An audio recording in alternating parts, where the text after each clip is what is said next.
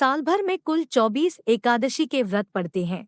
सभी एकादशियों के नाम और महत्व भी अलग अलग है। आमतौर पर जब किसी को एकादशी व्रत रखना होता है तो वो किसी भी शुक्ल पक्ष की एकादशी से इस व्रत की शुरुआत कर देते हैं। लेकिन वास्तव में एकादशी व्रत की शुरुआत उत्पन्ना एकादशी से करनी चाहिए। इसे ही पहली एकादशी माना जाता है। व्रतों में सर्वाधिक महत्वपूर्ण व्रत एकादशी का होता है। एकादशी का नियमित व्रत रखने से मन की चंचलता समाप्त होती है, धन और आरोग्य की प्राप्ति होती है, हार्मोन की समस्या भी ठीक होती है तथा मनोरोग दूर होते हैं। उत्पन्ना एकादशी का व्रत आरोग्य, संतान प्राप्ति व मोक्ष के लिए किया जाने वाला व्रत है। ये व्रत रखने से हर प्रकार की मानसिक समस्या को दूर किया जा सकता है।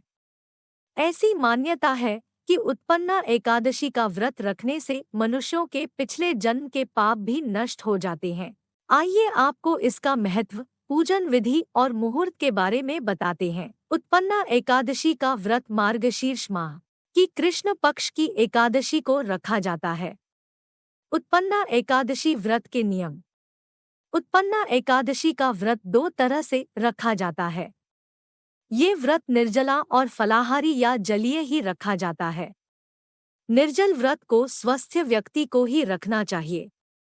अन्य लोगों को फलाहारी या जलीय व्रत रखना चाहिए।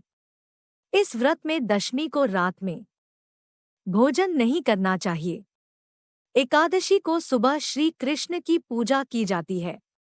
इस व्रत में सिर्फ फलों का ही भोग लगाया जाता है। इस दिन केवल जल और फल का ही सेवन किया जाता है। उत्पन्ना एकादशी के विशेष प्रयोग। प्रातः काल पति पत्नी संयुक्त रूप से श्री कृष्ण की उपासना करें।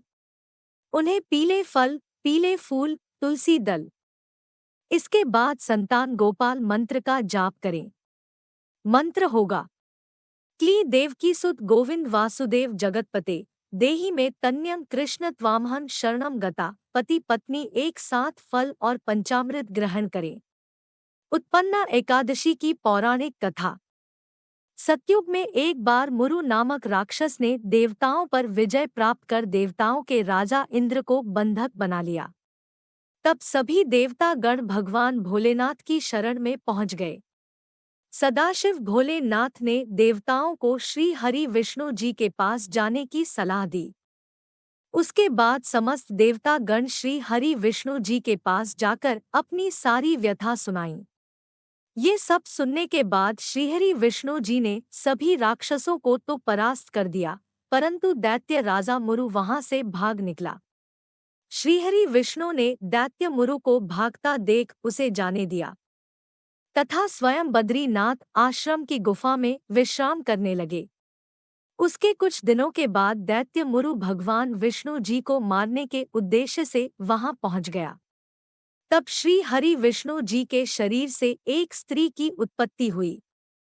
उत्पन्न हुई उस स्त्री ने मुरु दैत्य को मार डाला तथा देवताओं को भय मुक्त किया। भगवान श्रीहरि विष्णु के अंश से उत्पन्न होने के कारण श्री विष्णु जी ने प्रसन्न होकर उस कन्या को वरदान देते हुए कहा कि संसार के मोह माया के जाल में उलझे हुए समस्त जनों को जो मुझसे विमुख हो गए हैं, उन्हें मुझ तक लाने में आप सक्षम रहेंगी तथा आपकी पूजा अर्चना और भक्ति करने वाले भक्त हमेशा समस्त भौतिक एवं आध्यात्मिक सुख से परिपूर्ण होकर सद्गति को प्राप्त करेंगे। श्री हरि विष्णु से उत्पन्न होने के कारण इस व्रत का नाम उत्पन्ना पड़ा।